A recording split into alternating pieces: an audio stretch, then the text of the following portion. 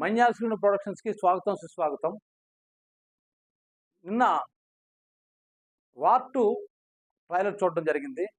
చాలా అద్భుతంగా ఉంది. అంటే ఒక విధంగా చెప్పాలంటే మనం ఒక హిందీ సినిమా చూస్తున్నామా, లేదంటే ఒక హాలీవుడ్ మూవీ చూస్తున్నా అన్న ఫీలింగ్ కలిగింది. ఆ లెవెల్లో తీశారు. సాధారణంగా యాషరాజ్ ప్రొడక్షన్స్ అన్నీ కూడా చాలా హై బడ్జెట్‌లో తీసుకుంటారు. నిజానికి నేను వార్ 1 చూడలేదు. ఈ వార్ 2 చూడగానే నాకు చాలా ఆ ట్రైలర్ చూడగానే ఈ సినిమా ఖచ్చితంగా సక్సెస్ అవుతుందనే అనిపించింది. ఆ స్టోరీలో కూడా నేను గమనించిన మట్టుగా ఒక ఎమోషన్ కంటెంట్ ఉంది ఇందులో. దేశభక్తి ఉంది. మరి వార్ 1 స్టోరీ నాకు తెలియదు కాబట్టి ఈ స్టోరీ ఎలాగుంటుందో నేను అంచనా వేయలేను. అంటే నేను అనుకున్నది ఒకటి ఉంది.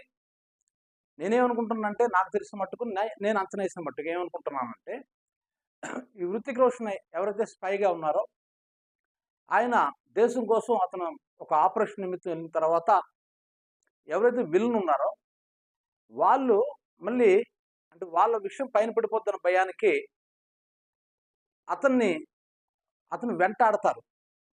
దాంతో ఆయనకి ఏం అర్థం అవుతుందంటే ఆ ఆపరేషన్ సక్సెస్ అవ్వదు వీరితో పెట్టుకుంటని చెప్పేసి ఆయన ఒక షాడోగా మారిపోతాడనమాట. అతను పోరాడుతుంది దేశం కోసమే.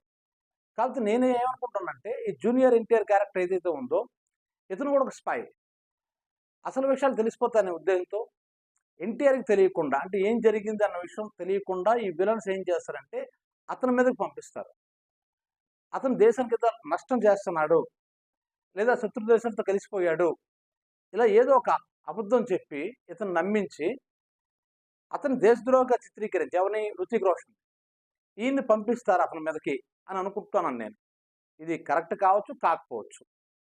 నా ఊహ మాత్రం. అయితే ఇది ఎలాగున్నా రేపు సినిమా వచ్చిన తర్వాత తెలుస్తుంది. ఇవన్నీ మన అంచనాలే తప్ప ఇవి నిజాలు అవ్వాలని లేదు. జస్ట్ ఆ కంటెంట్ బట్టి నాకు అలా అనిపించింది కాబట్టి చెప్పాను నేను. ఇద్దరు దేశం కోసం. ఎందుకంటే చివరిలో ఒక డైలాగ్ చెప్తాడు. Is the soldier, you are the soldier అనేసి ఒక డైలాగ్ చెప్తాడు. ఇద్దరు సోల్జర్సే. ఇద్దరు సోల్జర్స్ మధ్య వార్ ఇది. ఇద్దరిలో దేశభక్తి ఉంది. కాకపోతే వాట్ ఈజ్ వాట్ అన్న విషయం బహుశా ఎన్టీఆర్కి వాస్తవం తెలియకపోయి ఉండొచ్చు. తెలియకుండా ఆయనతో పోరాటం కోసం వెళ్ళి ఉండొచ్చు. చివరిలో తెలియచ్చు. సాధారణంగా కథలు అలాగే ఉంటాయి. లేదు మనం ఊహించిన దానికంటే డిఫరెంట్గా కూడా ఉండొచ్చు కదా. ఎందుకంటే ఇప్పుడు మనం చెప్పలేకపోతున్నాం. నిజంగా ట్రైలర్ చూసి కథ చెప్పకూడదు. ఏదో ఇలా జరగవచ్చు అన్న ఉద్దేశంతో చెప్పిన మాటే కానీ ఇంకోటి కాదు. కానీ ఏటైనప్పటికి కూడా 2 కొదమ సింహాలు పోరాడితే ఎలాగుంటుందో, 2 కొదమ సింహాలు పోరాడితే ఎలాగుంటుందో రేపు స్క్రీన్ మీద ఇటు హృతిక్ రోషన్, అటు ఎన్టీఆర్ వాళ్ళిద్దరూ స్క్రీన్ షేర్ చేసుకున్నారు కాబట్టి వాళ్ళిద్దరి మధ్య ఫైటింగ్ సన్నివేశాలు కావచ్చు, లేదు మామూలుగా ఒక ఎమోషనల్ సన్నివేశాలు కావచ్చు, ఏదైనా సరే చాలా అద్భుతంగా పండుతుంది. అది నేను ఖచ్చితంగా చెప్పగలను. ఒక షాట్ కానీ మీరు చూస్తే హృతిక్ రోషన్ కళ్ళల్లో కళ్ళు పెట్టి ఎన్టీఆర్ చూస్తాడు. ఒక చూపు చాలా అద్భుతంగా చూశాడు. ఎన్టీఆర్ అటువంటి ఎక్స్ప్రెషన్స్ ఇవ్వడం ఎన్టీఆర్ తర్వాతే. ఈ మాట కూడా నేను చెప్పింది కాదు, రామ్ చరణ్ చెప్పాడు. RRR షూటింగ్ అయిపోయిన తర్వాత ఒక ఇంటర్వ్యూలో చెప్పాడు ఆయన. ఒక చూపు చూస్తాడు నా వైపు, ఎంత బాగా చూసాడో అంత బాగా చూశాడు. నాటు అని పాటలోని అందరినీ ఓడించేసిన తర్వాత రామ్ చరణ్ వైపు చూస్తాడు. ఆ చూపు చాలా అద్భుతంగా చూస్తాడనమాట. అటువంటి సైటు ఎన్టీఆర్కి కొట్టిన పిండి.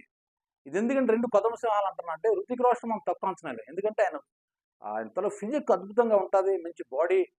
అంతేకాకుండా డ్యాన్స్ని చాలా ఈజీగా చేయగలడు. ఆ బాడీలో రిథమ్ ఉంది. చిత్రం ఏంటంటే ఎన్టీ రామారావు డ్యాన్స్ కూడా అద్భుతంగా ఉంటుంది. ఇద్దరు మంచి డాన్సర్స్, ఇద్దరు మంచి బాడీ బిల్డర్స్. కాకపోతే ఎన్టీఆర్ కొద్దిగా పొట్టిగా ఉంటాడు ఆయనతో పోలిస్తే. దాన్ని అలాగా స్క్రీన్ మీద మేనేజ్ చేస్తాడు డైరెక్టర్. కానీ యాక్టింగ్ పార్ట్ కానీ చూస్తే, అంటే నటన పరంగా చూస్తే క్లియర్గా చెప్తున్నాను, మళ్ళీ చెప్తున్నాను, రేపు అది ప్రూఫ్ అవుతుంది కూడాను. 2 కొదమ సింహాలు కొట్టుకుంటే ఎలాగుంటాయో, పోరాడితే ఎలాగుంటుందో రేపు హృతిక్ రోషన్, ఎన్టీ రామారావు స్క్రీన్ మీద కనబడితే ప్రేక్షకులకు అనుభూతి కలుగుతుంది. అంతేకాకుండా చాలా స్టంట్స్ కానీ చూస్తే హైలైట్. కెమెరా కూడా మనం చూసినట్టు చాలా బాగుంది.